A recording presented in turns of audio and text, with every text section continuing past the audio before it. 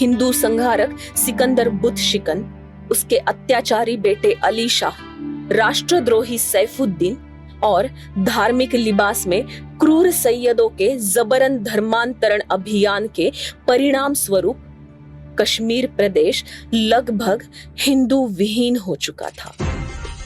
केवल कुछ ही हिंदू परिवार जजिया अदा करके अनेक प्रकार के कष्टों और आपदाओं को सहते हुए कश्मीर में रह रहे थे। जलाए गए पुस्तकालयों की भस्म अभी भी गर्म थी। बलात्कार की शिकार हुई हिंदू नारियों की चीखें घाटी में प्रतिध्वनित हो रही थी। खंडहर बना दिए गए मंदिरों का सन्नाटा भय उत्पन्न कर रहा था। वितस्ता का पानी कश्मीरियों के रक्त से अभी भी लाल था। इन सब अराजक परिस्थिति के बावजूद ऐसे गहन अंधकार के समय में भी ईश्वर की कृपा से एक प्रकाश का दीपक जल उठा। सन 1420 में सिकंदर बुतशिकन का दूसरा पुत्र जैनुलाब्दीन कश्मीर के तख्त पर बैठा। उसे अभी 2 ही वर्ष हुए थे कि उसके सीने पर एक खतरनाक किस्म का फोड़ा उभर के आया। मध्य एशिया तक से आए अनेक सैयद और हकीम के इलाज के बावजूद भी उस फोड़े का आकार बढ़ता ही गया। सुल्तान जैनुल ने सुना था कि कश्मीर में कुछ हिंदू वैद्य हैं जो इस प्रकार के फोड़े की चीरफाड़ करके उसे पूर्णतया ठीक करने में विशेषज्ञ है। इसलिए उनकी तलाश शुरू हुई। परंतु सैयदों की कृपा से कश्मीर अब इस प्रकार की प्रतिभाओं से शून्य हो चुका था। आखिरकार अथक खोज के बाद राज्य कर्मचारियों ने वैद्य श्री भट्ट को ढूंढ निकाला। श्री भट्ट ने राजा के विषैले फोड़े को पूर्णतया ठीक कर दिया। इससे प्रसन्न होकर सुल्तान ने पंडित श्री भट्ट को बहुत बड़ा पुरस्कार देकर हीरे जवाहरात से मालामाल करना चाहा। परंतु श्री भट्ट ने किसी भी प्रकार का पुरस्कार लेने से इनकार कर दिया और उसके बदले कश्मीर को पुनः समृद्ध करने की गुहार लगाई। श्री भट्ट के इस उदारवादी दृष्टिकोण से आश्चर्यचकित तथा प्रभावित होकर सुल्तान के संकुचित हृदय में बसा हुआ मजहबी उन्माद समाप्त हो गया और श्री भट्ट ने रखे हुए सभी प्रस्तावों को सुल्तान ने स्वीकार कर लिया। कश्मीर से भागे हुए संस्कृत विद्वान फिर से कश्मीर वापस लौटे। पंडितों के कई परिवार कश्मीर में फिर से आकर बस गए। जैनुल ने खुद हिंदू धर्म का अध्ययन करते हुए अनेक हिंदू ग्रंथों का फारसी में अनुवाद करवाया। सैयदों द्वारा क्रूरता का चक्र चलाने हेतु बनाए गए मुस्लिम संगठन बंद करवाए। पंडितों की प्रशासन में भिन्न भिन्न स्थानों पर नियुक्तियां होने लगी। पंडित श्री भट्ट स्वयं भी पूरे प्रशासन पर कड़ी नजर रखने लगे। कश्मीर में अनेक गोत्र एवं वर्ण के लोग थे। अत्याचारों से पीड़ित बिखरे हुए हिंदुओं की नष्ट हुई वर्ण व्यवस्था को नया रूप देने की आवश्यकता थी। इसलिए पंडित श्री भट्ट ने क्रांतिकारी ऐतिहासिक कदम उठाते हुए सभी को एक ही वर्ण ब्राह्मण में परिणत कर दिया। इसलिए सभी कश्मीरी हिंदू पंडित ही कहलाते हैं और इस कार्य से पंडित श्री भट्ट एक युग पुरुष बन गए। 54 वर्ष तक रहे जैनुल के कालखंड में पंडित अपनी योग्यता से प्रशासन में काफी ऊंचे स्थानों पर पहुंच चुके थे। इस बात से आहत हुए सैयदों ने नए सुल्तान बने जैनुल के पुत्र हैदर के माध्यम से मात्र 1 वर्ष के कार्यकाल में ही जुल्म के नए कीर्तिमान फिर से स्थापित कर दिए। उसे लोगों के अंग काटने में रुचि थी। अतः उनके हाथ, पैर, कान, नाक आदि अंग काटने जैसे जुल्म का अंतर्भाव लोगों को डराने के लिए होने लगा। कई हिंदुओं ने तो इस चांडाल चौकड़ी से अपनी जवान लड़कियों को बचाने के लिए खुद ही उनके कान नाक पर घाव करके उन्हें बदसूरत बना दिया। जैनुल के कालखंड में बढ़ी हुई हिंदू मुस्लिम सद्भावना से अनेक मुस्लिम भाई हिंदुओं का साथ देते रहे। इस वजह से हैदर के काल में हिंदुओं के साथ साथ उन्हें सहायता करने वाले मुस्लिम अधिकारी तथा आम लोगों पर भी हिंदुओं जितने ही अत्याचार हुए। हैदर के पश्चात आए हुए सुल्तानों के कालखंड में भी सैयदों की कृपा से यही सब होता रहा, जिससे स्थानिक मुस्लिमों ने सैयदों को देश से निकालने तक की दुहाई सुल्तान से मांगी। लेकिन फिर शाहमीर तथा रिंचन के कालखंड में पर्शिया के निकट के क्षेत्र से कश्मीर आए चाक्क जाति के शासन कालखंड का उदय हुआ। चाक्क जाति ने मुसलमानों का शिया मत अपनाया था, अतः सुन्नी दल के सैयदों से इनके भी संघर्ष प्रारंभ हुए और इस संघर्ष की अत्याचार की चक्की में सर्वाधिक हिंदू ही पीसे गए। चाक्क शासकों ने हिंदू समाज को शिक्षा, संस्कार एवं परंपरा का ज्ञान देने वाले ब्राह्मण समाज को विशेष रूप से लक्ष्य करके 28,000 हिंदुओं को बलपूर्वक शिया मुसलमान बनवाया। हिंदुओं के साथ साथ सुन्नी मुसलमानों पर भी अत्याचार करके सुन्नी मुसलमानों की मस्जिदें भी तोड़ी। इस शासनकाल में हिंदुओं को उनके ही घरों में बंद करके सारे घर को आग लगाने की नई प्रथा की शुरुआत हुई।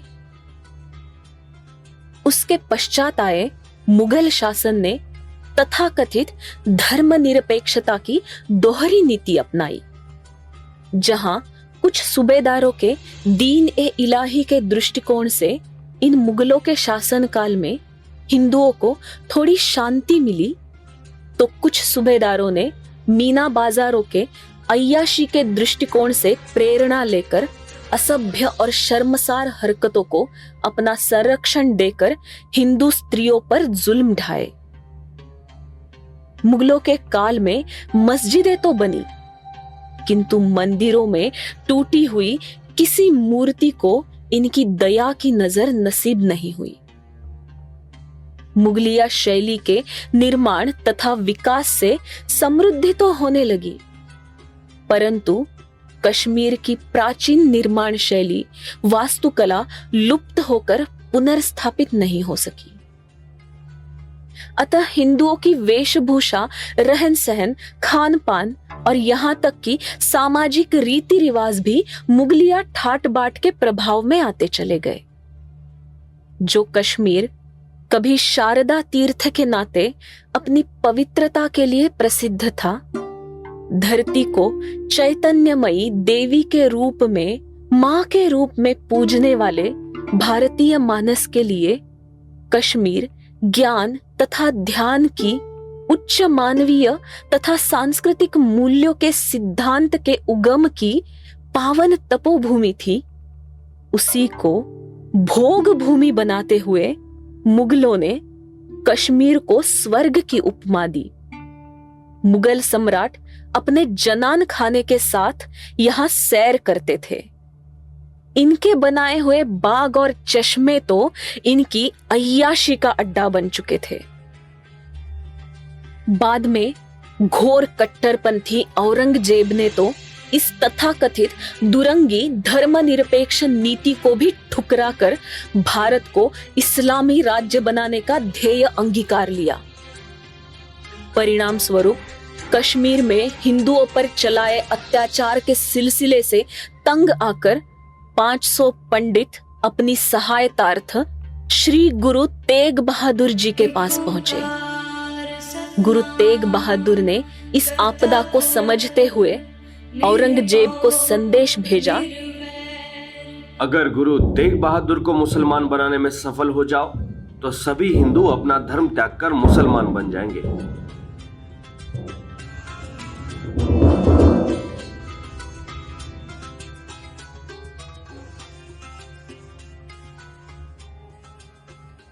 जबरदस्ती किसी का धर्म परिवर्तन करना मानवता के विरुद्ध है। मुगल शासक अधर्म के मार्ग पर चलने वाला अधर्मी है, अतः उसके आदेश का पालन करना पूरे देश, भारत और विशाल हिंदू समाज का घोर अपमान है। मैं पूरी स्पष्टता और दृढ़ता के साथ इस जघन्य कुकर्मों का निषेध करता हूँ। इहलोक तथा परलोक में भी सुख देने वाले हिंदू धर्म के समान दूसरा कोई धर्म नहीं है। ऐसे धर्म का परित्याग हम क्यों करें? स्वधर्म की रक्षा में ही हमारा नित्य अनुराग है। लोहे के गर्म खंबे से बांधना, शरीर पर गर्म रेत डालना, शरीर पर जख्म करना, ऐसे अबाध कष्टों का सिलसिला धर्म परिवर्तन करवाने के लिए चलता रहा। पर जब इन सब के बावजूद भी कोई विचलित नहीं हुआ, तो शाही काजी के फतवे के अनुसार बेरहमी से प्रथम साथी भाई दयाल दास को उबलते पानी के देगचे में डालकर मारा गया। दूसरे भाई सतीदास को रुई के गट्ठर में बांधकर उसे आग लगा दी गई। तीसरे भाई मतीदास को आरे से चीर दिया गया। इन तीनों के अमर बलिदान के बाद श्री गुरु तेग बहादुर का सर काटकर कत्ल कर दिया। इस महान राष्ट्र पुरुष के बलिदान के समाचार से पूरे भारत में हिंदुत्व की लहर उठी और इस लहर को तूफान का रूप दिया पंजाब में श्री गुरु गोविंद सिंह ने, राजस्थान में राणा राज सिंह ने, दक्षिण में छत्रपति शिवाजी ने तथा पूर्व में छत्रसाल ने, और मुगल शासन का कफन तैयार होता चला गया। मुगल शासन बाकी भारत से तो चला गया, लेकिन कश्मीर में अभी भी मुगलों का ही शासन था। इस शासन में हिंदुओं की योग्यता का लाभ प्रशासन चलाने के लिए किया जाने लगा, जिससे कश्मीरी हिंदुओं को प्रशासन के अनेक महत्वपूर्ण पदों पर नियुक्त करने से कश्मीर में एक मुस्लिम वर्ग का उदय हुआ, जो मुगलों की इस नीति का विरोधी था। इस वर्ग के मुस्लिमों ने अहमद शाह अब्दाली जैसे राक्षस को हर प्रकार की सहायता करते हुए कश्मीर पर आधिपत्य जमाने के लिए निमंत्रण दिया। इसी के चलते 1752 में कश्मीर पर अफगानों का कब्जा हो गया और अफगान शासन कश्मीर पर 164 वर्ष तक रहा। इसी बीच एक बार सुखजीवन मल्ल ने अफगान सूबेदार का वध करके तथा अब्दाली की भेजी हुई सेना को पराजित करके शासन संभाला। इसके काल में हिंदू और मुसलमान दोनों ने सुख की सांस ली। आज भी कश्मीर में कहावत है, वक्ती सुखजू, यानी सुख जीवन के समय के सुखी दिन। परंतु यह ज्यादा दिन नहीं चला। अब्दाली के समर्थक मुस्लिम और गद्दार हिंदू अधिकारियों ने अब्दाली के साथ मिलकर उसे बंदी बनाकर अब्दाली को सौंप दिया। अब्दाली ने इस हिंदू राजा की आंखें लोहे के गर्म सलाखों से निकालकर अंधा करके कारावास में भूख से तड़पा तड़पा कर मार दिया और फिर से हिंदुओं के खिलाफ दमन अभियान शुरू हुआ। व्यापारियों के धन तथा स्त्रियों की काफी लूट करते हुए हिंदू स्त्रियों को उठाकर अपने हरम में रखा जाता। हिंदू में से ही धर्मांतरित हुए वनवासी बांबा जाति के लोगों को कश्मीरी धन और स्त्री का लालच दिखाते हुए उनसे हिंदुओं पर अत्याचार करवाए गए। कश्मीर की सरकारी भाषा फारसी थी, इसलिए स्थानीय मुसलमान इस भाषा में निपुण न होने से कश्मीरी पंडित इस भाषा को आत्मसात करते हुए ऊंचे पदों पर पहुंचने लगे। इसलिए पंडितों के फारसी भाषा सीखने पर ही प्रतिबंध लगा दिया। पंडितों के व्यवसायों पर इतना अधिक कर लगाया जाता कि वो नहीं चुका पाते और फिर उन्हें इस्लाम कबूल करने तक या मरने तक कारावास में डाला जाता। हिंदुओं को मारना तो कई सूबेदारों का शौक बन चुका था। दिन में एक भी हिंदू नहीं मारा तो उन्हें नींद नहीं आती। कई हिंदू नेता तथा अधिकारी इन सब परिस्थिति में अपनी क्षमता के अनुसार हिंदुओं को बचाने की कोशिश करते, परंतु वो भी कई षड्यंत्रों में घेर के मारे जाते। ये केवल कश्मीरी पंडित ही नहीं, पूरे हिंदू समाज पर आया संकट है। अतः इसे राष्ट्रीय स्तर पर सुलझाने के लिए महाराजा रणजीत सिंह हमें जरूर सहायता करेंगे। इससे पहले भी उन्होंने कश्मीर को मुक्त करने के लिए कोशिशें की है। हम सब पर इतनी कड़ी नजर है कि उनसे सहायता मांगने के लिए कश्मीर की सीमाएं लांघ के उनके पास जाना, ये काम आप ही कर सकते हैं बिरबल जी। पुत्र काक, तुम भी मेरे साथ चलो। कादिस खान, मेरी पत्नी और बहू की जिम्मेदारी संभालने के लिए तुमसे ज्यादा योग्य एवं भरोसेमंद व्यक्ति और कौन हो सकता है? पंडित बसाराम, इन्हें कादिस भाई के घर छोड़कर आओ। मुस्लिम होते हुए भी तुम लोगों ने मदद की बीरबल की? बीरबल की औरतों का पता पूछने के लिए पंडित बसाराम को गिरफ्तार कर लिया, लेकिन उसने कुछ भी नहीं बताया। तो उसकी पूरी संपत्ति जब्त करके गर्म सलाखों से उसका मांस नोच के उसकी आंखें निकाल दी और ऐसे हालात में भी उसे 9 दिन तक जिंदा रखा। फिर भी उसने कुछ नहीं बताया। तो आखिर गर्म कटार से उसका पेट फाड़ के उसे मार दिया। आखिर कादिस खान के किसी दोस्त ने उनका पता बता दिया।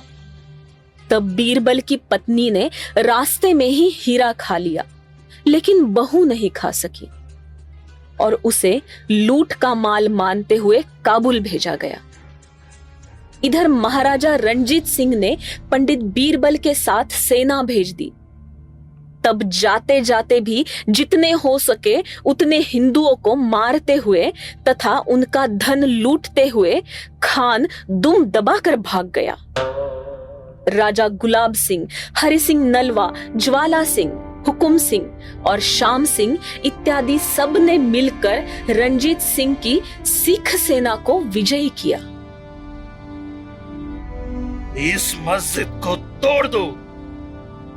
नहीं फूल सिंह, ये हमारे संस्कार नहीं है, हम ऐसा नहीं करेंगे।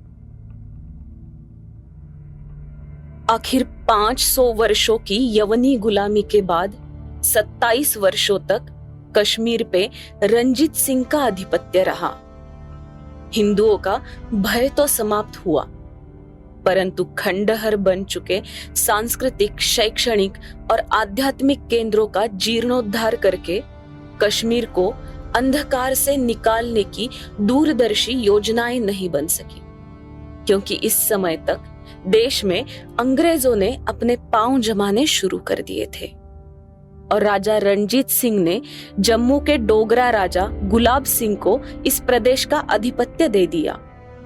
महाराजा गुलाब सिंह ने अपने सैन्य के अद्भुत पराक्रम से लद्दाख को भी जम्मू कश्मीर के साथ जोड़ लिया और अपने पूर्ण प्रदेश में शांति प्रस्थापित की। महाराजा गुलाब सिंह के पश्चात उनके पुत्र रणवीर सिंह कश्मीर की गद्दी पर बैठे। हिंदुत्व, संस्कृत, भारतीय संस्कृति इत्यादि विषयों में रुचि रखने वाले इस राजा ने संस्कृत शिक्षा के केंद्र, पुस्तकालयों का पुनर्निर्माण इत्यादि प्रयास प्रारंभ किए।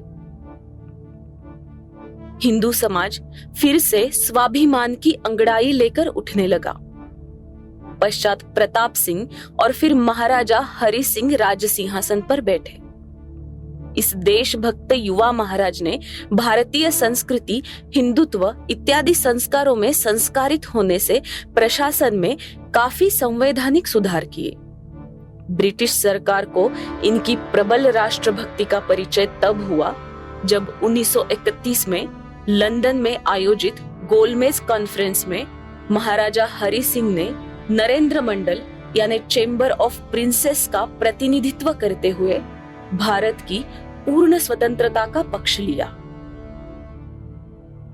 ये पहला अवसर है जब भारत के देसी राज्यों के नरेश प्रत्यक्ष रूप में ब्रिटिश सरकार तथा भारत के ब्रिटिश प्रतिनिधियों के साथ भारत के भविष्य के विषय पर विचार करने के लिए आए हैं।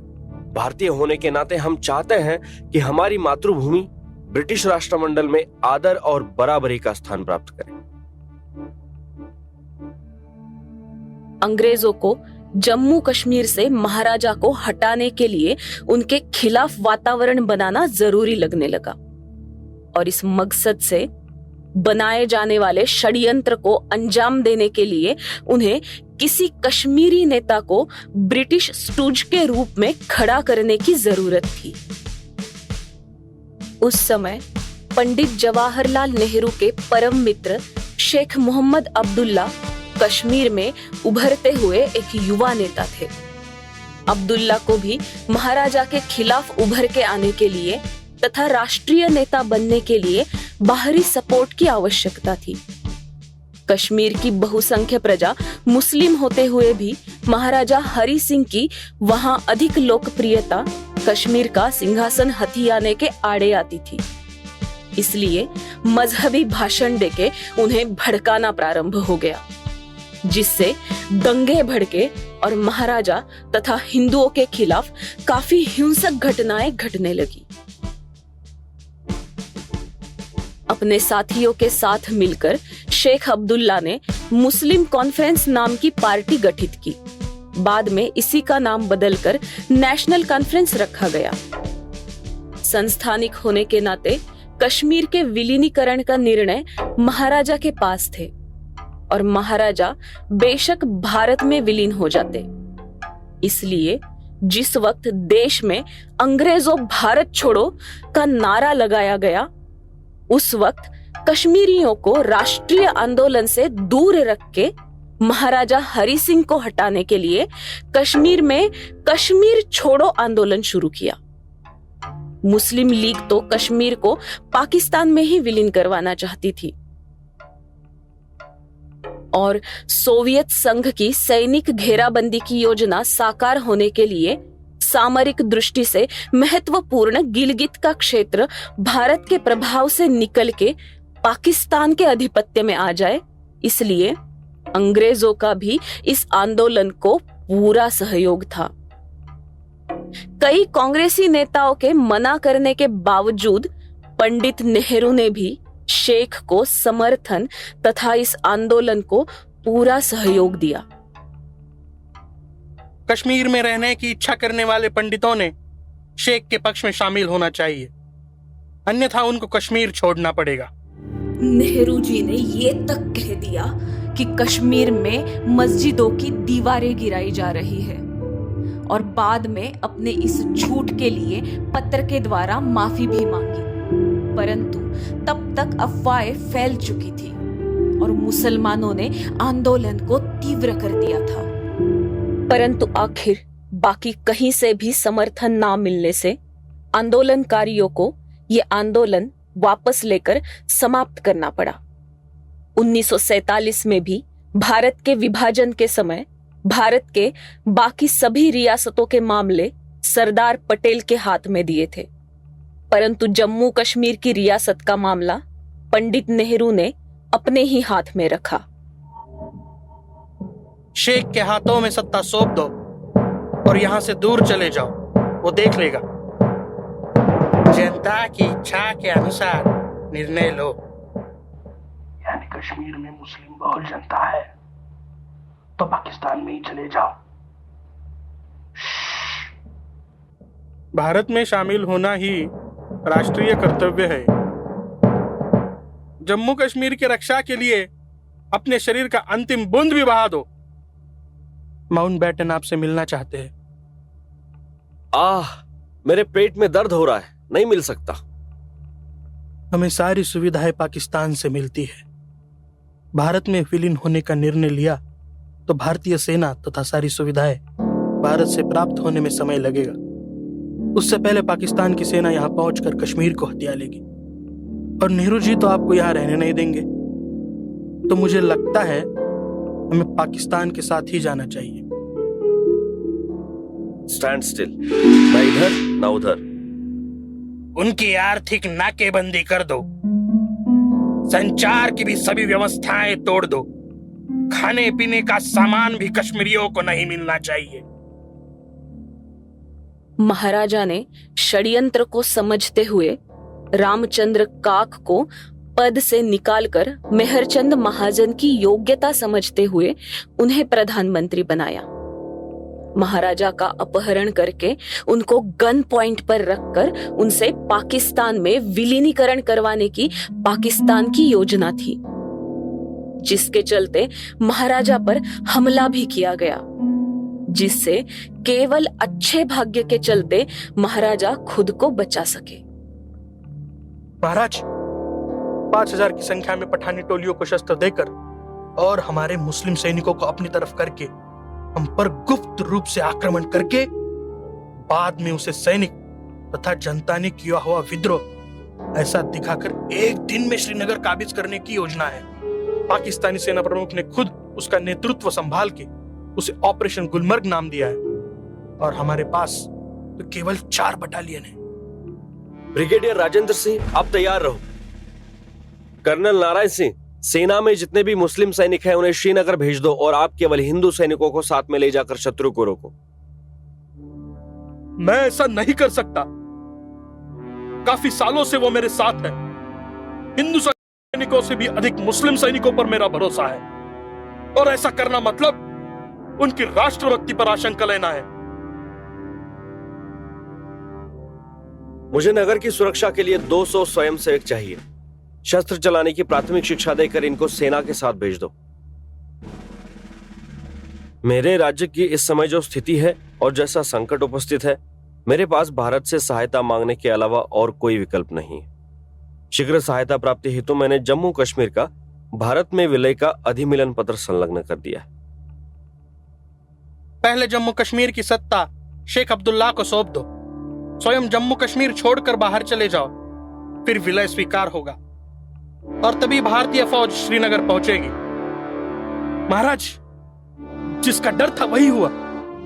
जिस कर्नल नारायण सिंह ने उन पे इतना भरोसा रखा, उन्हीं की हत्या करके सारे मुस्लिम सैनिक पाकिस्तानी सेना में चले गए। आखिर महाराजा ने प्रजा की सुरक्षा के लिए अपना सब कुछ त्यागने का निर्णय किया। अन्य भारतीय राजाओं की तरह कश्मीर के महाराजा को भी एक संवैधानिक शासक बनाया जा सकता था। उनकी उपस्थिति कश्मीर के हिंदू मुस्लिम एकता की गारंटी हो जाती, पर इसके विपरीत कश्मीर को झगड़े और गड़बड़ी के हवाले कर दिया। एक तरफ पाकिस्तान से मिलने वाला हैदराबाद का निजाम राज्य प्रमुख बनकर 1 करोड़ रुपए का वार्षिक वेतन लेता रहा, तो दूसरी ओर देशभक्त महाराजा को अपने जीवन के अंतिम दिन मुंबई में एक निष्कासित व्यक्ति के रूप में बिताने पड़े। यहां तक कि महाराजा की प्रतिमा मलिन हो जाए और कश्मीर के विलीनीकरण का श्रेय उन्हें ना मिले, इसके भी कई प्रयास किए गए। देशभक्त महाराजा का ये अपमान और पराजय भारत की समस्त राष्ट्रवादी शक्तियों का अपमान और पराजय था। इसे यूनो में ले जाना पड़ेगा ताकि कश्मीर से इंडिया का होल्ड कम हो जाए। Nehru ji, Uno, I mean UNO। 2 मील शत्रु के हाथ में चला गया और शत्रु बारामूला में पहुंच गया। इसके बाद शत्रु को सीधा श्रीनगर पहुंचना था। तभी ब्रिगेडियर ने श्रीनगर जाने के लिए जो एकमेव रास्ता है, उसके पुल को ही उड़ा दिया, जिससे शत्रु का श्रीनगर के लिए रास्ता ही बंद हो गया और खुद ब्रिगेडियर वहीं पर शत्रु को रोककर लड़ते हुए अमर हो गए। इधर बारामूला में पठानों की टोलियों ने स्त्रियों पर बलात्कार करके हिंदू सिखों की संपत्ति को लूट के उन्हें मारना, इस तरह के अत्याचार शुरू किए। मैंने जी, आप पहले कश्मीर जाकर वहां के एक्चुअल इन्वेस्टिगेशन करके रिपोर्ट प्रेजेंट करें।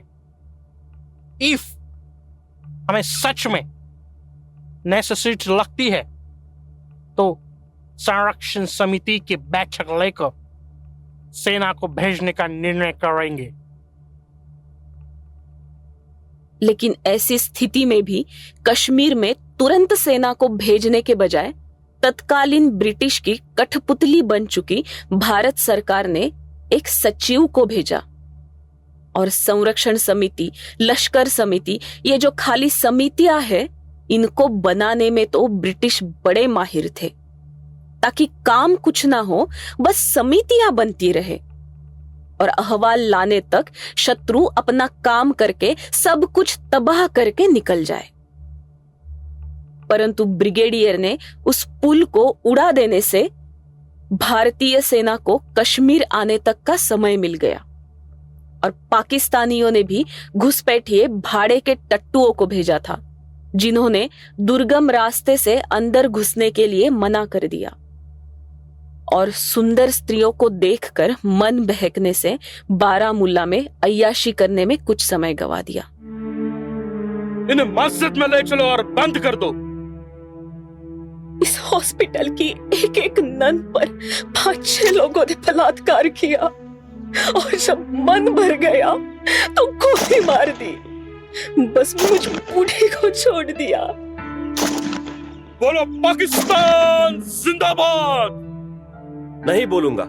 पाकिस्तान की वजह से हम बर्बाद हो जाएंगे, कंगाल हो जाएंगे और हमारे औरतों की इज्जत तो आपको भी नहीं चाहिए ना पाकिस्तान। यहां से संडास के टैंक से विष्टा ला के इनको लेप लगा दो। जालिम औषधि है, अकल ठिकाने आ जाएगी। आखिर सेना को भेजने की अनुमति मिल गई, लेकिन श्रीनगर को जाने वाले सारे रास्ते अब पाकिस्तान के अधिकार क्षेत्र में गए थे। केवल हवाई मार्ग से ही भारतीय सेना श्रीनगर पहुंच सकती थी, लेकिन श्रीनगर में रनवे भी ठीक नहीं था।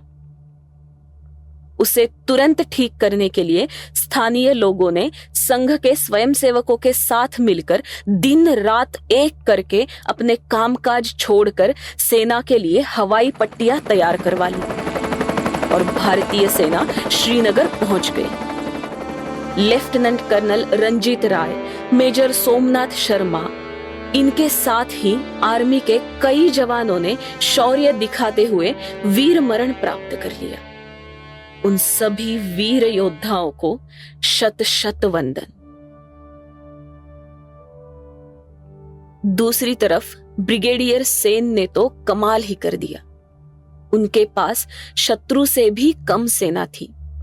उसमें से भी कुछ सेना उन्होंने दूसरे रास्ते से शत्रु के पीछे भेज दी और आगे से खुद को कमजोर दिखाते हुए लौटने का नाटक किया और शत्रु को लाल टेंग तक अपने पीछे भगा के लेकर आए, जहां एक तरफ झेलम का विस्तृत पात्र था।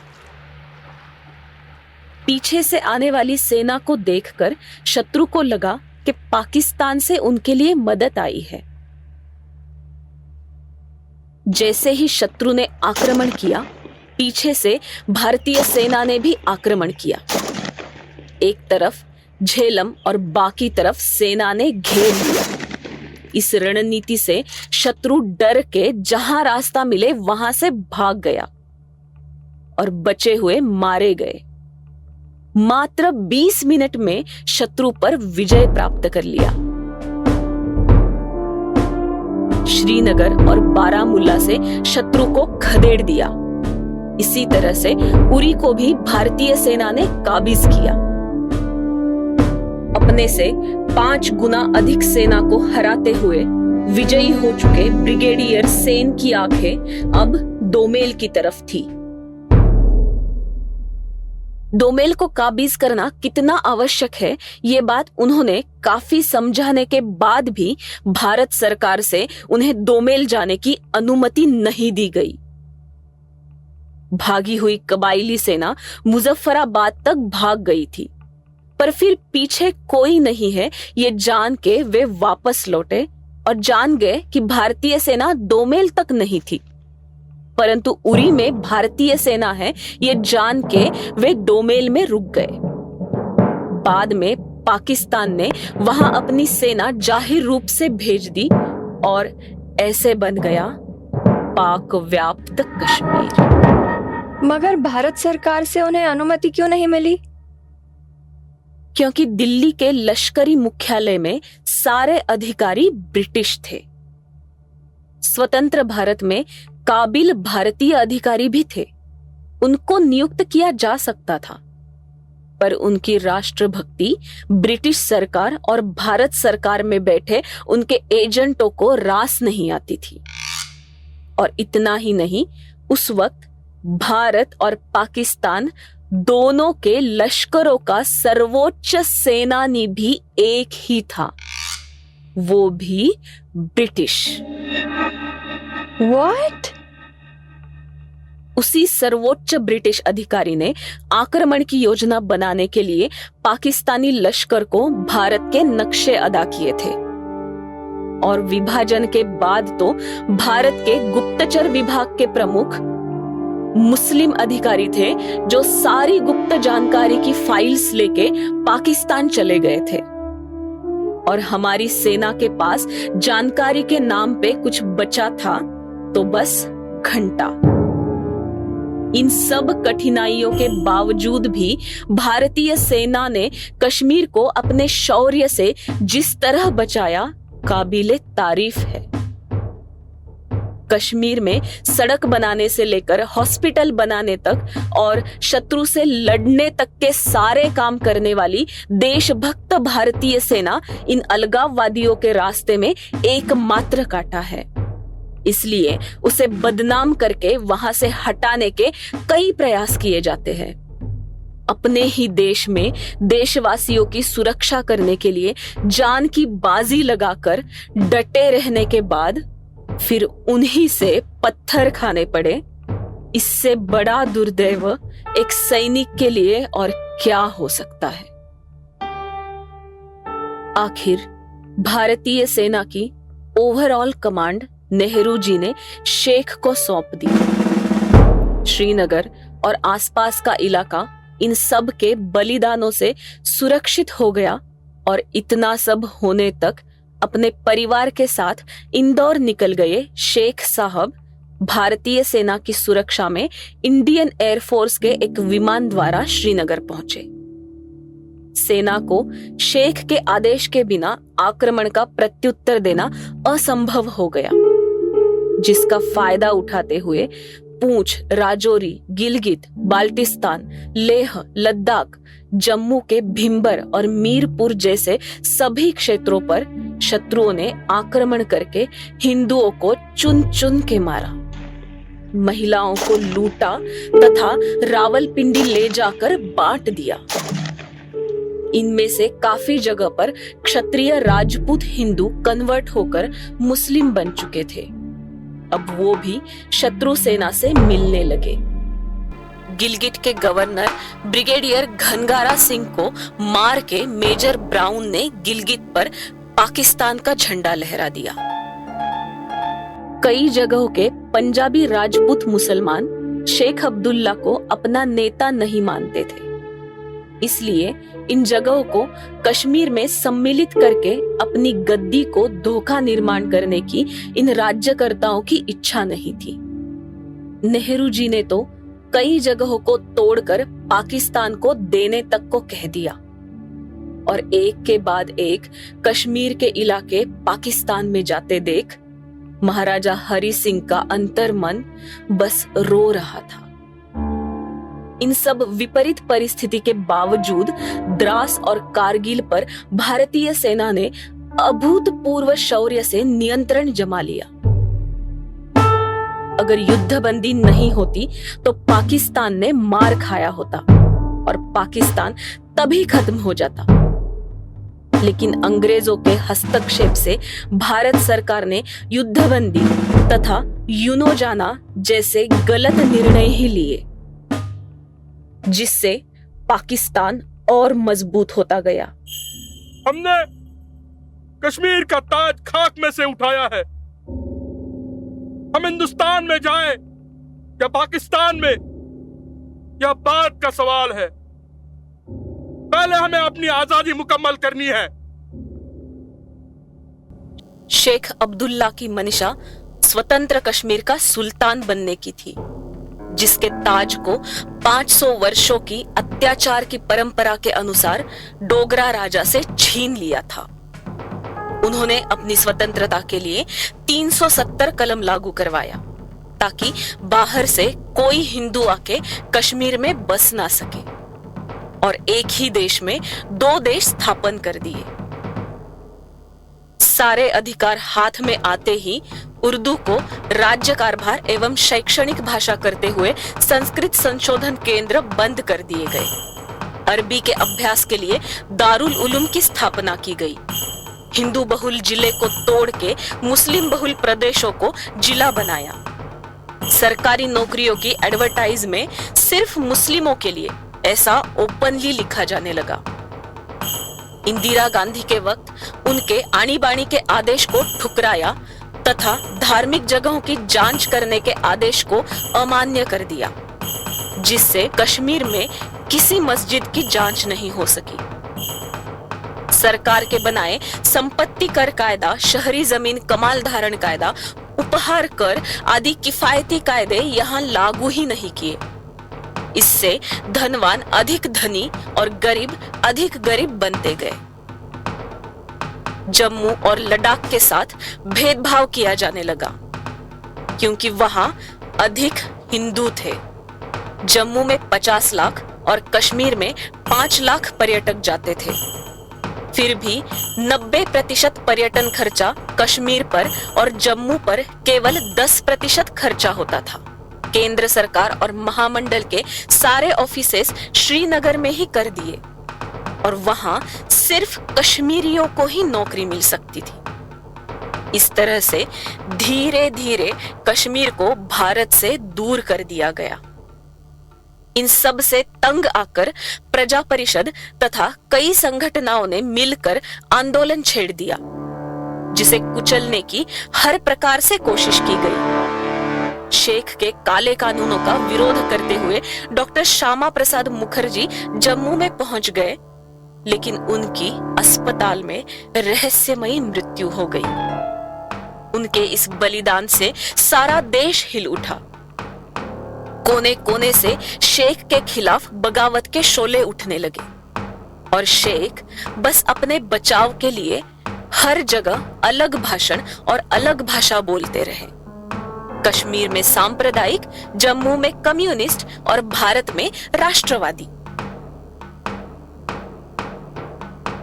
मैं मेरे पुत्र की हत्या के लिए कश्मीर सरकार को ही जिम्मेदार समझती हूँ और उस पर आरोप लगाती हूँ उसने ही मेरे पुत्र की जान ली है। मैं केंद्र सरकार पर भी आरोप लगाती हूँ। मामले को छुपाने और उसमें साठगांठ करने का यत्न किया गया है। मेरे पुत्र को न्याय मिले बिना मेरी आत्मा को शांति नहीं मिलेगी। ऐसा दर्द इस देश में और किसी भी मां को ना मिले, किसी भी मां को। आखिर पंडित नेहरू को झुकना पड़ा। सत्याग्रह को वापस लेने की प्रार्थना करते हुए नेहरू जी ने अपनी भूल स्वीकार करके अपने दोस्त शेख के कुकृत्य पर खेद प्रकट करते हुए शेख को बर्खास्त करके अटक करने का आदेश दे दिया और शेख को कारावास में डाला गया। बख्शी गुलाम मोहम्मद जम्मू कश्मीर के प्रधानमंत्री बने। शेख अब्दुल्ला की गिरफ्तारी से पाकिस्तानी नेता एवं वार्तापत्र भारत के खिलाफ खुलेआम जिहाद की मांग करने लगे।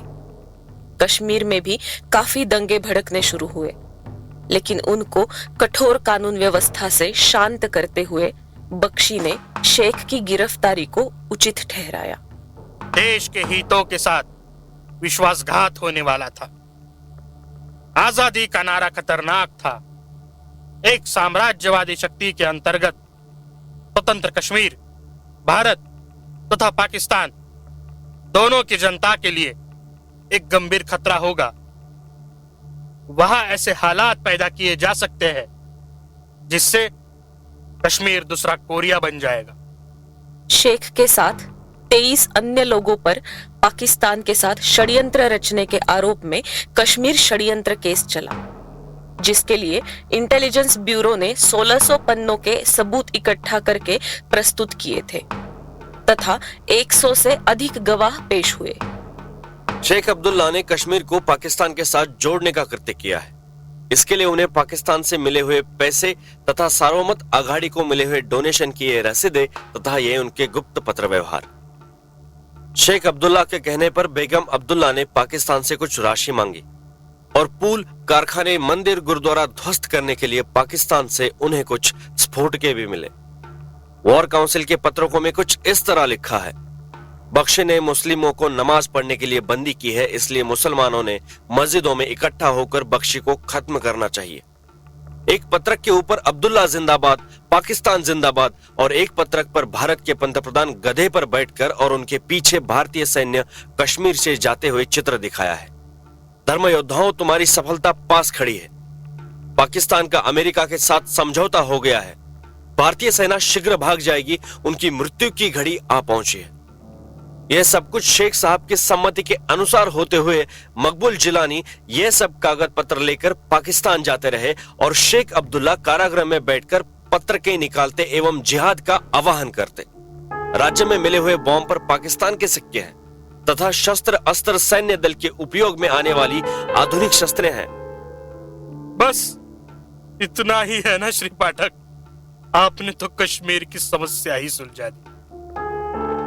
इस केस में काफी बाधाएं उत्पन्न करके निर्णय आने से पहले ही अचानक पंडित नेहरू और नेशनल कॉन्फ्रेंस के नेता गुलाम मोहम्मद सादिक ने केस वापस लेने का फैसला किया।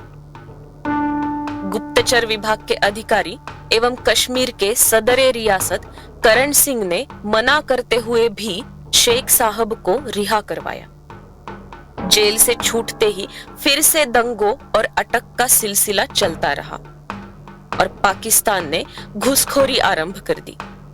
घुसखोरों को छोड़ने के लिए बख्शी ने मना करके भी नेहरू जी ने शांति दूत बनकर घुसखोरों को छोड़ दिया और 11 साल के बाद फिर से देशद्रोह के आरोप से मुक्त करके शेख को भी छोड़ दिया।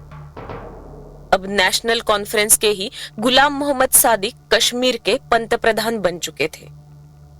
सादिक ने सरकारी नौकरियों में मुसलमानों को 70% आरक्षण दे दिया और ऐसे नियम बनाए जिससे मेडिकल और इंजीनियरिंग कॉलेज में तृतीय श्रेणी प्राप्त मुस्लिम छात्रों को तो प्रवेश मिल जाता, परंतु प्रथम श्रेणी प्राप्त हिंदू छात्रों को प्रवेश नहीं मिल सकता था। इस अन्याय से विवश होकर कई छात्रों ने मुस्लिम धर्म अपना लिया तथा लड़कियों ने भी मुस्लिम लड़कों से विवाह कर लिया। इसी बीच कुछ धर्मांध तत्वों ने परमेश्वरी नाम के एक अल्पवयीन हिंदू कन्या का अपहरण करके उसे जबरदस्ती धर्मांतरित कर परवीन अख्तर ऐसा नाम देके उसका निकाह कर दिया तथा श्रीनगर के चिकराल मोहल्ले में जनमत संग्रह मोर्चा के नेताओं द्वारा खुलकर किए गए सांप्रदायिक विषवमन के परिणाम स्वरूप कुछ मुस्लिम युवकों ने हिंदुओं के घरों पर आक्रमण करके नृशंस कृत्य करते हुए उनके घरों को लूटा तथा महिलाओं को घरों से घसीटकर अपमानित किया, परंतु एक भी दंगाइयों को ना पकड़ते हुए सादिक सरकार ने इन सब घटनाओं पर बस मौन धारण कर लिया। बख्शी के कार्यकाल में कश्मीरी जनता कुछ भारतवादी हो ही रही थी कि अब फिर से धीरे धीरे उसका कल पाकिस्तान की ओर झुकने लगा। शेख ने अपने हज यात्रा के निमित्त से अपनी पत्नी तथा शिष्टमंडल को यात्रा के लिए साथ में ले जाते हुए कई मुस्लिम राष्ट्र तथा अन्य राष्ट्रों में प्रवास किया और हर जगह कश्मीर का रोना रोके वहां भारत के खिलाफ जनमत तैयार करने की कोशिश की और विदेश में भारत की स्थिति को अत्यंत हास्यास्पद बना दिया। चीन के उस वक्त भारत के साथ राजनीतिक संबंध टूट चुके थे, अतः चीन के पंतप्रधान की भेंट लेने से भारत सरकार ने शेख को देशद्रोह के आरोप में फिर से गिरफ्तार कर लिया। परिणाम में पाकिस्तान ने भारत के खिलाफ युद्ध घोषित करके कारगिल के शिखरों से मारा शुरू कर दिया। और भारतीय सैन्य को कारगिल में व्यस्त करके 30,000 सैनिकों के जिब्राल्टर सेना ने अलग अलग मार्ग से सामान्य वेश में कश्मीर में घुस के सार्वमत आघाड़ी के लोगों के साथ मिलकर सरकार के विरुद्ध विद्रोह करके दुनिया के सामने इसे स्वतंत्र योद्धाओं द्वारा किया गया उठाव ऐसे दिखाने की ऑपरेशन जिब्राल्टर नाम की योजना बनाई। लेकिन स्थानीय मेंढपालों ने इस योजनाओं की खबर भारतीय सैन्य को देके उन्हें सावध कर देने से ये योजना फंस गई और भारतीय सेना ने उन्हें जबरदस्त मार दे दी, जिससे 20-22 दिनों में ही पाकिस्तान शरण में आ गया। आगे ताशकंद करार में भारत ने जीता हुआ प्रदेश पाकिस्तान को वापस करके दोनों देशों ने अपने अपने सैन्य पूर्ववत जगहों पर ले लिए। भारत युद्ध में तो जीत जाता, पर नेताओं की गलत नीयत तथा नीतियों की वजह से तह करके हार जाता, जिससे पाकिस्तान को युद्ध में हार कर भी जीत ही हासिल होती। इस युद्ध में पाकिस्तान की मानहानि हुई तो भारत ने लाल बहादुर शास्त्री जैसा पंतप्रधान खो दिया, जिनके मृत्यु का स्पष्ट कारण भारत की जनता को आज तक समझ नहीं सका। कश्मीर में फिर से वही नाटक होते रहे। इंदिरा गांधी ने भी शेख पर विश्वास दिखाते हुए उन्हें फिर से जेल से 2 बार मुक्त किया। अब संपूर्ण बहुमत से मुख्यमंत्री बनने से उन पर कोई पाबंदी नहीं रही। इस कालखंड में अनेक ईरानी तरुण शिक्षा लेने के बहाने विद्यार्थी बन के कश्मीर में आए, जिन्होंने खोमेनी के विचारों का भरपूर प्रसार किया, जिससे श्रीनगर में बुर्का पद्धत शुरू हुई। पाकिस्तान एवं ईरान से धर्म प्रचारक आने लगे, नई मस्जिदें बांधी जाने लगी, सरकारी कर्मचारियों को दोपहर का नमाज सरकारी कार्यालय में ही पढ़ने की अनुमति दे दी। इराक से मिले हुए पैसों से श्रीनगर में कॉलेज ऑफ ओरिएंटल स्टडीज का नाम बदल के सद्दाम हुसैन कॉलेज किया गया। राज्य भर में 100 गांव के मूल नाम बदलकर इस्लामी नाम रखे गए। राज्य भर के खाली पड़े शासकीय जमीन पर रातों रात औकाफ के बोर्ड दिखने लगे। जिस धर्मादाय संस्था के सर्वे सर्वा शेख अब्दुल्ला ही थे। जमाते इस्लामी संस्था को पाठशाला बनाने के लिए भूमि प्रदान की गई। इन पाठशालाओं में से ही पैन इस्लाम का प्रसार होने लगा। अब इस्लाम का प्रसार प्रचार आक्रामक तरीके से होने लगा, जिससे भारत से दूर हो गई कट्टर इस्लामी जनता कश्मीर में निर्माण होती गई। सर्वधर्म समभाव मानने वाले कश्मीरियों के लिए यह सब नया था। 1982 में शेख अब्दुल्ला का हृदय विकार से निधन हो गया और ब्रिटिश नागरिकता स्वीकार कर चुके उनके पुत्र डॉक्टर फारूक अब्दुल्ला नए मुख्यमंत्री बन गए। पाकिस्तान से घुसपैठ बढ़ने लगी और वही घुसपैठिए जम्मू कश्मीर की सरकारी सेवाओं, पुलिस इत्यादि सेवाओं में भी घुस गए। पाकिस्तान से शस्त्र आने लगे। कश्मीर के मुस्लिम युवकों को जमाते इस्लामी ने सशस्त्र विद्रोह के लिए कैसेट आदि माध्यम से भारत के विरुद्ध प्रचार करके भड़काया। श्रीनगर स्टेडियम में बम विस्फोट हुआ। भारत वेस्ट इंडीज में होने वाले एक दिवसीय सामना को तहस नहस करके भारतीय कुत्तों वापस जाओ ऐसी घोषणा देते हुए पाकिस्तानी राष्ट्रध्वज फहराया गया। लेकिन अटक किए हुए सारे तरुणों को छोड़ दिया गया। आतंकवादी प्रशासन पर भारी पड़ने लगे, जिनसे पुलिस भी घबराने लगी। कई अलगाववादी संस्थाओं ने जन्म लिया तथा इस्लामी धार्मिक संस्थाओं ने भी पाकिस्तान के इस्लामीकरण के ढंग पर चलते हुए काम शुरू कर दिया, जिनकी गतिविधियों पर कश्मीर की सरकार ने भी आंखें बंद कर ली। मुल्ला मौलवी मस्जिदों से निर्भय होकर अराजक बातें करने लगे। अनेक आक्रामक इस्लामी संगठन बलवान होने लगे। पुलिस द्वारा गिरफ्तार किए हुए पाक समर्थक नागरिकों, आतंक फैलाने वाले कश्मीरी युवकों और पृथकतावादी तत्वों को फिर से छोड़ा जाने लगा। पाकिस्तान प्रशिक्षित 200 अलगाववादियों को छोड़ने के सरकारी आदेश दे दिए गए।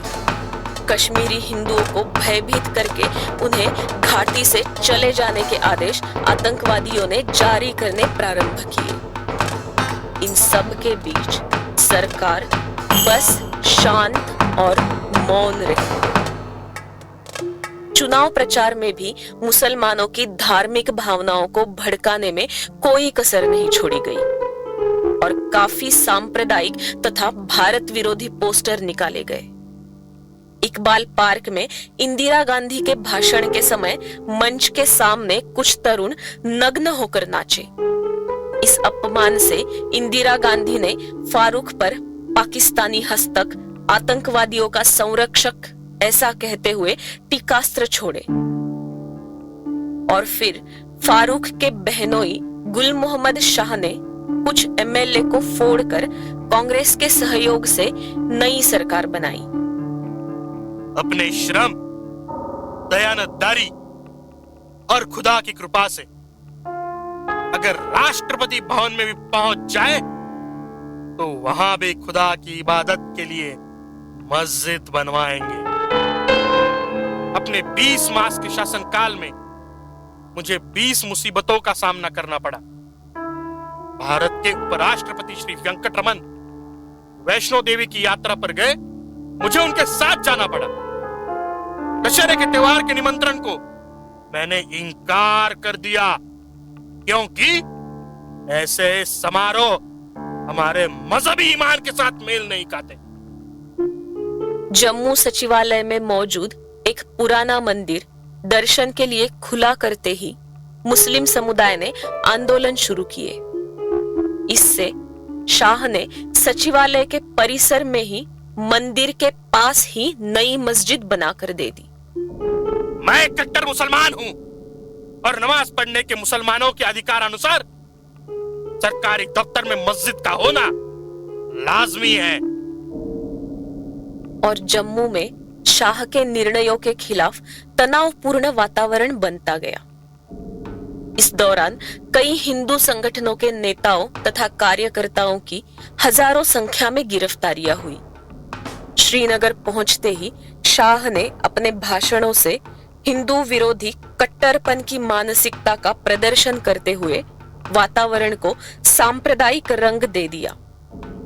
इसी बीच अयोध्या में सरकारी आदेश अनुसार राम जन्मभूमि का ताला खोला गया और मुस्लिमों की भावनाओं को भड़काने के लिए हिंदुओं को दोषी ठहरा के उनके खिलाफ मानसिकता तैयार हो सके, इसलिए श्रीनगर में योजनाबद्ध तरीके से अफवाहें फैलाई गई कि जम्मू में 200 से अधिक मुसलमानों का कत्ल करके उनके शव बस से कश्मीर भेजे जा रहे हैं तथा कई मस्जिदों को जम्मू में गिराया जा रहा है, जबकि जम्मू में ऐसा कुछ भी नहीं था।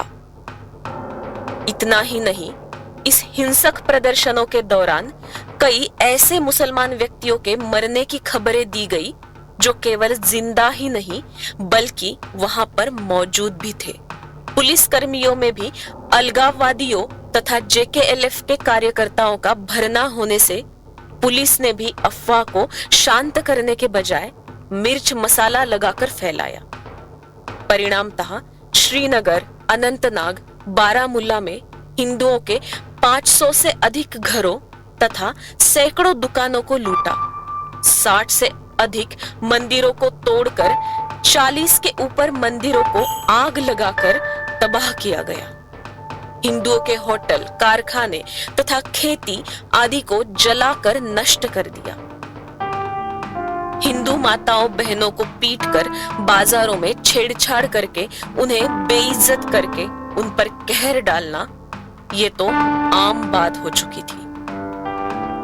कई स्थानों पर हिंदुओं पर सामाजिक बहिष्कार डाला गया और हिंदू बच्चों को दूध तक देने से मना कर दिया। मैं पहले मुसलमान हूं और बाद में भारतीय। अपने प्रचार के लिए इस्लाम को किसी के सहायता की जरूरत नहीं है, वो स्व सामर्थ्य से फैल रहा है। विभाजन के वक्त देश में केवल 4.5 कोटि मुसलमान थे। कई दंगों में मुसलमान मारे भी गए, फिर भी उनकी जनसंख्या आज 14 करोड़ है। सभी को मुसलमान कराने के बारे में बोला जाए तो धर्मांतरण कराना हर एक मुसलमान का मूल कर्तव्य है, और जिसे अपने कर्तव्य का ध्यान नहीं, वो मुसलमान कहलाने के लायक नहीं। एक दूसरे को गंदी नाली के कीड़े, देशद्रोही, पाकिस्तानवादी ऐसे आरोप करने वाले दो पक्ष सत्ता के लिए फिर से एक साथ आ गए। पंडित नेहरू ने देशद्रोही कहे हुए शेख अब्दुल्ला को इंदिरा गांधी ने मुख्यमंत्री बनाया, और इंदिरा गांधी ने देशद्रोही बोले हुए फारूक को राजीव गांधी ने मुख्यमंत्री पद पर बिठाया। मुख्यमंत्री बनते ही फारूक अब्दुल्ला ने, जिनकी नजरबंदी को प्रदेश के उच्च न्यायालय ने भी उचित एवं वैध ठहराया था, ऐसे 70 उग्रवादियों में से 23 आतंकवादियों की एक गैंग को उन्हें मुख्य धारा में लाया जाए, ऐसा कहकर रिहा कर दिया। दूसरी तरफ पाकिस्तान के लश्करी हुकुम से जिया उल हक ने ऑपरेशन टोपैक नाम की योजना बनाई। JKLF द्वारा इस्लामी राज्य के लिए जिहाद पुकारने के आह्वान के पत्रक बांटे गए। भारत विरोधी घोषणाएं लगने लगी। कश्मीर के जिहाद के राष्ट्रपिता यानी बाबा ई तहरीक ई जिहाद ई कश्मीर ऐसा गौरव करके श्रीनगर के एक मस्जिद का शहीद जिया उल हक मस्जिद ऐसा नाम रखा गया। कश्मीर की वकील संगठन ने अपनी घड़ी को पाकिस्तान के घड़ी के अनुसार करके शुक्रवार को छुट्टी ली जाए, ऐसे आदेशों का कानून के ठेकेदार खुद वकीलों द्वारा भी पालन किया गया। जमात-ए-इस्लामी ने 1980 में सुझावित की हुई इस योजना को 1988 से कार्यान्वित किया जाने लगा, जिसके परिणाम अगले 2 साल में ही दिखते गए। उग्रवाद भले ही 1947 से चलता रहा हो, पर 1988 से उसे तीव्र रूप दिया गया, और इस कालखंड में बहुत ज्यादा संख्या में कश्मीरी पंडित विस्थापित हुए। इस योजना के 3 हिस्से थे। पहले हिस्से में कश्मीर में प्रशिक्षित अतिरेकी घुसा के उनके द्वारा विखारी प्रचार किया जाएगा तथा उनको सरकारी नौकरियां उपलब्ध करा के उसके द्वारा धर्मांधता का समावेश राज्य के संचार विभाग, पुलिस, बैंक आदि क्षेत्रों में होना अनिवार्य था। दूसरे हिस्से में पाकिस्तानी सैन्य ने घाटी की तरफ ना जाते हुए जम्मू एवं लद्दाख इन विभागों में कार्यवाही करके भारतीय लश्कर को वहां पर व्यस्त रखना, जिससे घाटी की तरफ लश्कर का पूर्ण रूप से दुर्लक्ष्य होने का फायदा उठाते हुए उसको रोक के घाटी में घुस के घाटी का कब्जा लेना। तीसरा हिस्सा घाटी को कब्जे में लेने के बाद स्वतंत्र कश्मीर घोषित करके उसे इस्लामी राष्ट्र की मान्यता दिलाना। इन सब के लिए JKLF एवं मुस्लिम फ्रंट की काफी सहायता ली जाती थी। इसके चलते कश्मीर में कई अवैध घटनाएं होने लगी, जिन पर सरकार का कोई कंट्रोल नहीं था। सदाई हरियत, सदाई हक, सदाई कश्मीर इन दहशतवादी संगठनों के मुखपत्र हमेशा भारत विरोधी बातें लिखते, पर उन पर कोई बंदी नहीं लगाई गई। शब्बीर शाह जैसे अतिरेकी को पकड़ने के बाद उसके वारंट पर हस्ताक्षर करने के लिए नकार देने वाले श्रीनगर के उपायुक्त पर एवं अनंतनाग के जिलाधिकारी पर कोई भी कार्यवाही नहीं की गई। ऐसी कई घटनाओं पर चुप्पी साधे बैठी सरकार केवल कागजों पर ही अस्तित्व में थी। कश्मीर में कार्यरत 40 से अधिक आतंकवादी संगठनों का काम ही है सबसे पहले इस्लाम के नाम से दहशत निर्माण करना और भारत के प्रति तिरस्कार निर्माण करके भारतीय संपत्ति का नाश करने के लिए जनता को भड़काना और आखिर में हिंदुओं को अपमानित करके कश्मीर छोड़कर जाने के लिए बाध्य करना। अगर नहीं गए तो उनकी हत्या कर देना। इस्लामी दहशत को फैलाने का और आसान तरीका यानी दारू, जुआ, वेश्या इनके अड्डों पर रेड डालकर इनमें सहभागी लोगों की हत्या करके अपनी इस वृत्ति का धर्म तथा चरित्र के नाम पर समर्थन करना। भारत के विरुद्ध तिरस्कार फैलाने के लिए सभी सरकारी कार्यालय एवं इमारतों से हिंदुस्तान तथा भारत ये शब्द निकाल के भारतीय बैंक तथा बीमा कंपनियों में पैसे रखने के विरुद्ध जनता को उकसाना और खुद के बैंक निर्माण करना, मस्जिद इत्यादि क्षेत्रों से भारत विरोधी प्रचार करके विशेषतः शुक्रवार को नमाज के वक्त आने वाले लोगों को भड़का के 5 जनवरी 1990 को स्वतंत्र कश्मीर सरकार स्थापन करके राष्ट्र संघ से उसे मान्यता प्राप्त करने की योजना बनाई गई थी। परंतु भारत सरकार ने सावध रह के उस दिन संचार बंदी करने से ये योजना सफल नहीं हो पाई। फारूक सरकार की ढुलमुल नीतियों तथा नेशनल कॉन्फ्रेंस के कार्यकर्ताओं के मौन धारण करने से सरकार का नियंत्रण कम होकर घाटी पर पाक परस्त तत्वों का नियंत्रण बढ़ रहा था। पुलिस विभाग, सीआईडी, महाविद्यालय, बैंक, स्थानीय समाचार पत्र, अस्पताल और सभी प्रकार के सरकारी गैर सरकारी संस्थानों में भी आतंकवादियों ने केवल घुसपैठ ही नहीं की बल्कि उन्हें अपने नियंत्रण में ले लिया था। सरकारी सेवाओं के कई अधिकारी तो खुद आतंकवादी गुटों के प्रमुख संचालक एवं क्षेत्रीय कमांडर भी थे। इतने सहयोग के फलस्वरूप श्रीनगर जेल से कई खतरनाक आतंकवादी आसानी से भागने लगे, जिससे पाक परस्त गठ मजबूत होने लगे। वहीं देशभक्त वफादार अधिकारी ढीले पड़ने लगे और उन्हें अपने ही सहयोगियों से जान का खतरा होने लगा।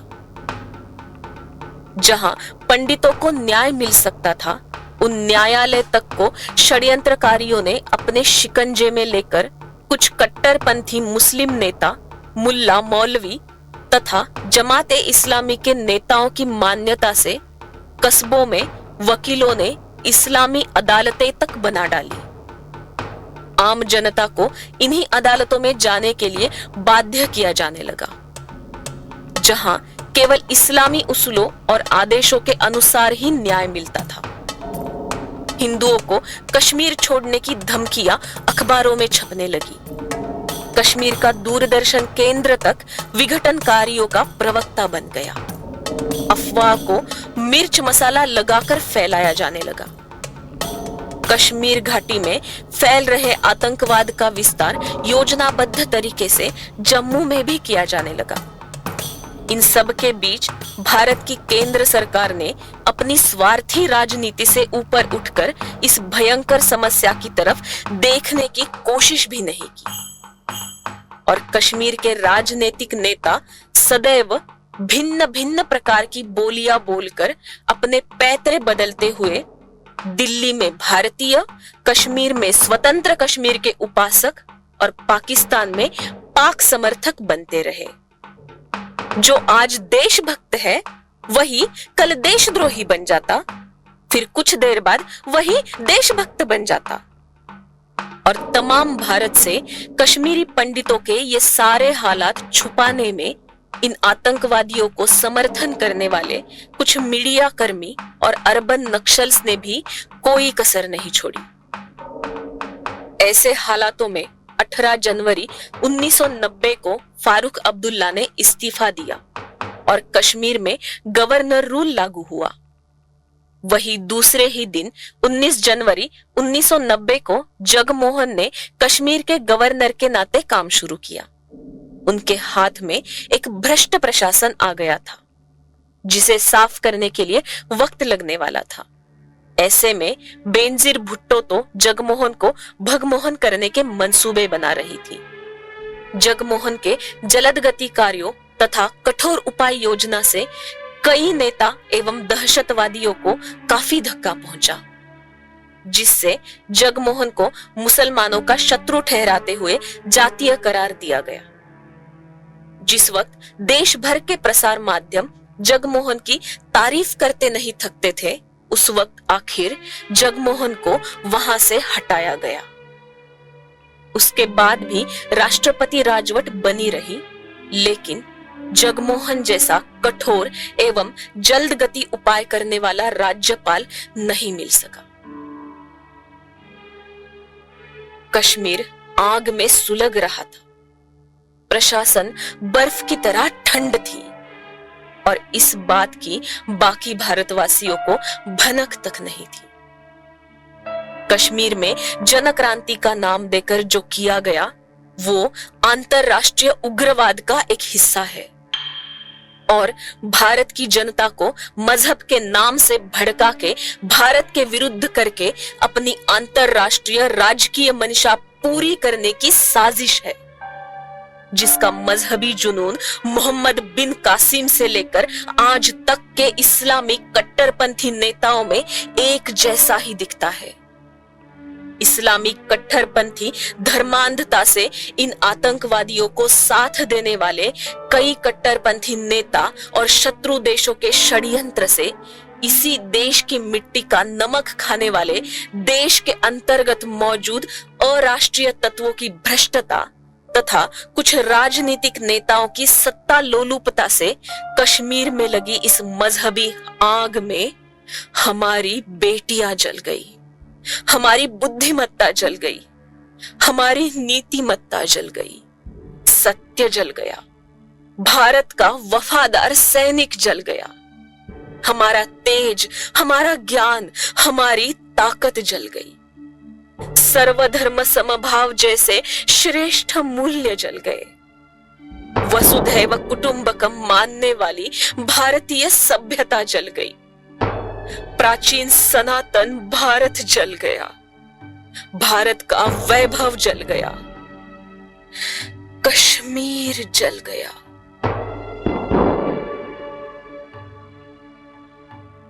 कश्मीर का इतिहास जानकर हम सब ने जागरूक होकर ये ध्यान देना चाहिए कि कहीं ये हमारा वर्तमान या भविष्य ना बन जाए। जो गलतियां कश्मीर में हुई वो भारत में अन्य कहीं भी दोहराई ना जाए। कश्मीर में भी कश्मीरी पंडित अल्पसंख्यक होने के बावजूद भी खुद को कम या कमजोर ना समझकर मृत्यु या विस्थापन को चुनने की बजाय आत्मरक्षा में शस्त्र उठाकर हर संभव तरीके से प्रतिकार करके उनको उन्हीं की भाषा में जवाब देते और इसके लिए भारत के हर कोने से संगठित होकर उन्हें समय रहते ही समर्थन प्राप्त हो जाता, तो शायद कश्मीर की परिस्थिति कुछ अलग होती। इतिहास साक्षी है, जब जब हमने हमारा शौर्य खोया तब तब भारत का पतन ही हुआ। इसके बाद भी कश्मीर का जनमानस भारत के प्रति निष्ठावान बने और कश्मीरी पंडितों के हालात भी सुधारे जाए, इसके लिए कई प्रयास हुए, जिसमें कई सामाजिक संगठनों के कार्यकर्ताओं ने अपने जान की बाजी लगाकर यहाँ तक अपने प्राणों के बलिदान भी देकर कश्मीर के लिए कार्य किया। विद्यमान भारत सरकार ने भी अनेक प्रयासों से 370 कलम को हटाने से कश्मीर के हालात को सुधारने में वर्तमान में काफी हद तक सफलता मिली, परंतु जब तक कश्मीर पूर्णतया सर्वधर्म समभाव वसुधैव कुटुंबकम जैसे भारत के श्रेष्ठ मूल्यों को अपनाते हुए प्राचीन भारतीय संस्कृति, सभ्यता और मूल्यों को कश्मीर में हर एक दृष्टि से फिर से प्रस्थापित करते हुए गुनहगारों को सजा देकर न्याय का पालन करके कश्मीर को फिर से ऋषि कश्यप की तपोभूमि नहीं बनाता, तब तक ये नृत्य नाटिका अधूरी है।